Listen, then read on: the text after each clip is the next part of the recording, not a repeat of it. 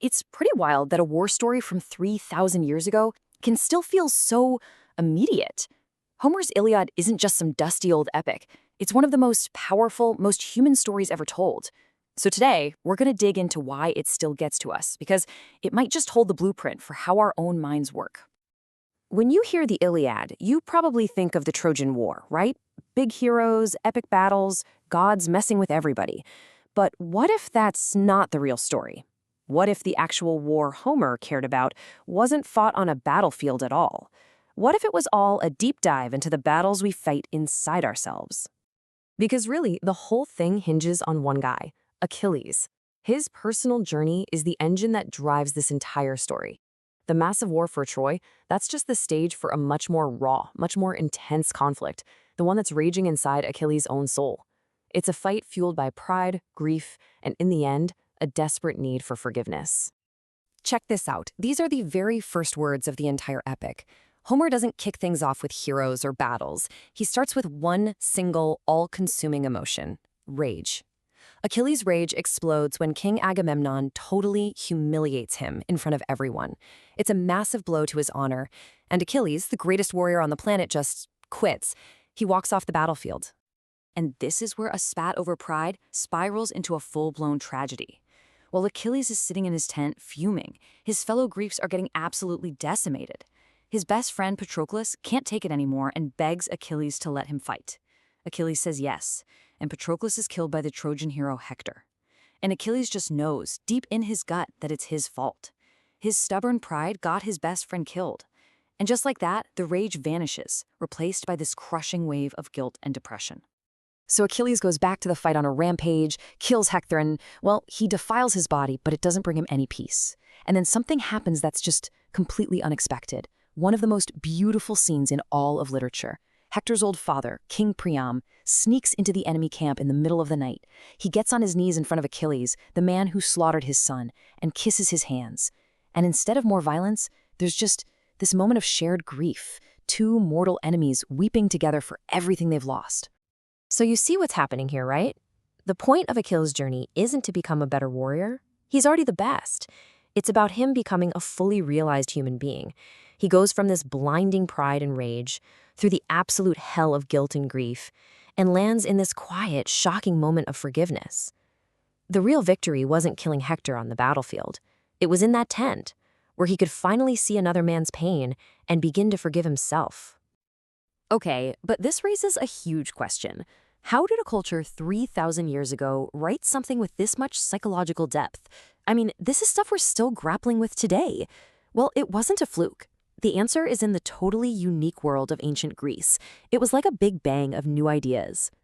So, unlike the massive top-down empires like Egypt, Greece was a chaotic collection of city-states, the polis, that were all competing with each other. And that competition bred innovation. Instead of having the king censor everything, they valued open debate. You had to learn rhetoric, the art of persuasion, just to be a citizen. And that, right there, changed everything. See, if your whole society is built on debate, people need to be able to read and write. The old writing system, this thing called Linear B, was ridiculously complicated. Only a handful of elite scribes could use it. But the Greeks adopted the alphabet, a system so simple almost anyone could learn it. Suddenly, writing wasn't a tool for the government to control people, it was a tool for people to gain knowledge. You put all that together, debate, competition, widespread literacy, and you get the perfect storm for someone like Homer. In another empire, he would have been writing propaganda to make the king look good. But in this new Greek world, people were hungry for knowledge and entertainment, so he was free to explore what it actually means to be human. The culture itself made the Iliad possible. But what? What if it goes even deeper than that? What if the reason the Iliad is so profound is because the ancient Greeks' minds, their actual consciousness, operated in a way that is fundamentally different from ours? Now, this is where things get really wild. There's this radical theory from a psychologist named Julian Jaynes called the bicameral mind. The basic idea is that for ancient people, the two halves of the brain weren't seamlessly connected like ours are. The right side would generate an idea or a command, and the left side would experience it, not as a thought, but as a voice, a literal auditory hallucination, the voice of a god. And the Iliad is supposedly packed with evidence for this. Let's go back to that first scene. Achilles is absolutely furious, about to draw his sword and kill his own king. Homer literally says he's torn, pulled in two different directions. He is seconds away from murder. And right as he's about to do it, something stops him. But the way Homer describes it, it's not a thought. It doesn't feel like an internal decision. It feels like someone or something from the outside steps in.